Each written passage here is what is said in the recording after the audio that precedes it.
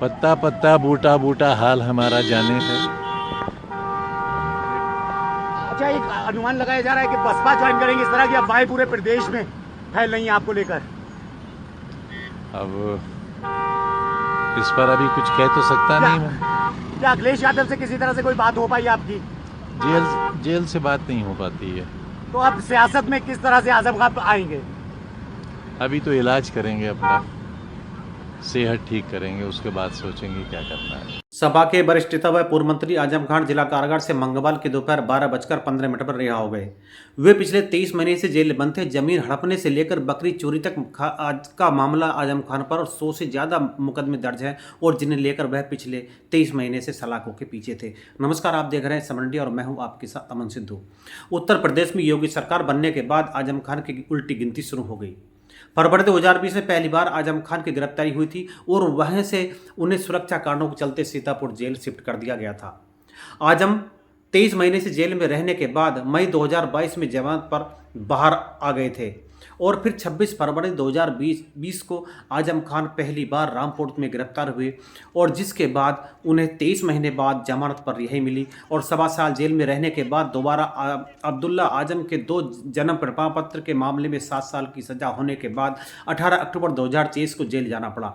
इस मामले में पहले जमानत पर तंजीब फातिमा और फिर अब्दुल आजम को जेल से रिहाई मिली और अब 23 महीने के बाद आजम खान बाहर निकले हैं। आजम खान पर एक बहुत ही अजीब मामला है, उनकी भैंस चोरी होने का भी है, जिसमें उन्होंने पुलिस पर भैंस चोरी का मामला दर्ज करवाया था और इसके अलावा उन पर बकरी चुराने, सरकारी दस्तावेजों में हेरी फेरी करने और अन्य कई तरह के आरोप भी लगे हुए हैं। जौहर विश्वविद्यालय का मामला है, उनके ऊपर आजम खान पर आरोप है कि उन्होंने रामपुर में मोहम्मद अली जौहर विश्वविद्यालय के लिए जमीन खरीदते समय जबरन किसानों की जमीनें हड़पी। शत्रु संपत्ति का भी मामला है और यह एक बहुत ही चर्चित मामला है। उन पर आरोप है कि उन्होंने सरकारी शत्रु संपत्ति पर भी अवैध रूप से कब्जा किया और इस मामले में उन्हें और उनके परिवार को सजा भी हुई। और डूंगरपुर प्रकरण है, आजम खान पर आरोप है कि उन्होंने रामपुर में गरीबों के लिए बने आसरा आवास के लिए जमीन अवैध पर कब्जे किए और लोगों के मकान जबरन तोड़े। इस मामले में ही उन पर कई मुकदमे दर्ज हैं।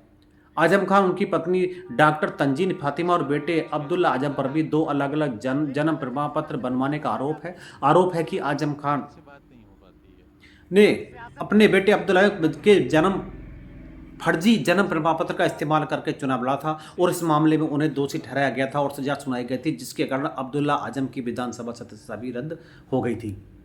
आजम खान अपने बयानों के लेकर अक्सर विवादों में रहे हैं। उन पर कई बार भड़काऊ भाषण देने और चुनाव के दौरान आदर्श आचार संहिता का उल्लंघन करने के आरोप भी हैं। 2019 में आजम खान पर पीएम मोदी और सीएम योगी के खिलाफ नफरती भाषण देने का आरोप लगा था। आजम खान के खिलाफ कुल 104 केस दर्ज हैं और इसके अलावा आजम खान के बड़े बेटे अदीब आजम के खिलाफ 20 से अधिक मामले दर्ज हैं और उनके छोटे बेटे अब्दुल्ला के खिलाफ करीब 40 मामले दर्ज हैं।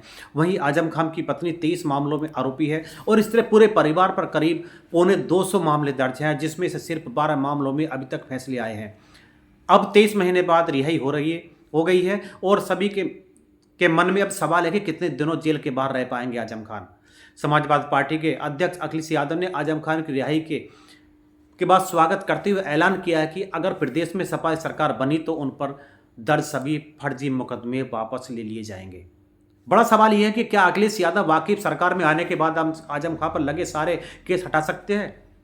भारतीय दंड प्रक्रिया संहिता सीआरपीसी की धारा 321 के तहत राज्य सरकार किसी भी आपराधिक मामले को वापस लेने का अधिकार रखती है, लेकिन यह अदालत की अनुमति पर निर्भर करता है। यानी कि सरकार चाहे तो केस वापस की सिफारिश कर सकती है, मगर अंतिम फैसला अदालत लेती है।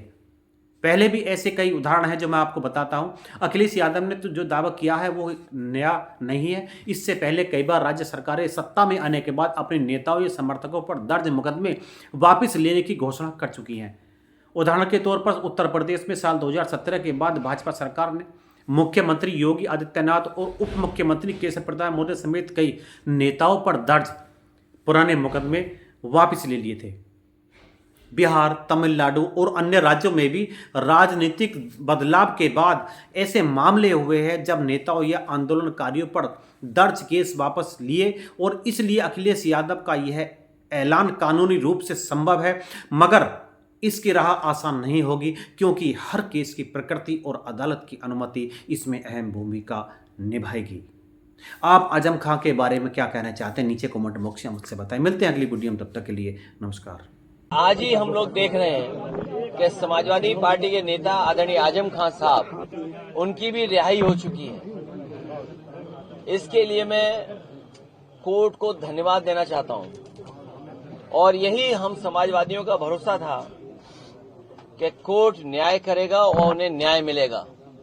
हमें उम्मीद है कि आने वाले समय में एक भी झूठा मुकदमा या इस तरह का सरकार जो लगातार भारतीय जनता पार्टी की और वहां का विधायक, खासकर जो रामपुर का विधायक, वो भारतीय जनता पार्टी के लोग मिलकर के और एक ऐसा अधिकारी जिसको एक्सटेंशन पे एक्सटेंशन पे एक्सटेंशन पे एक्सटेंशन पे एक्सटेंशन, कम बोला है मैंने, लगातार मिला है, वो अन्याय नहीं करेंगे।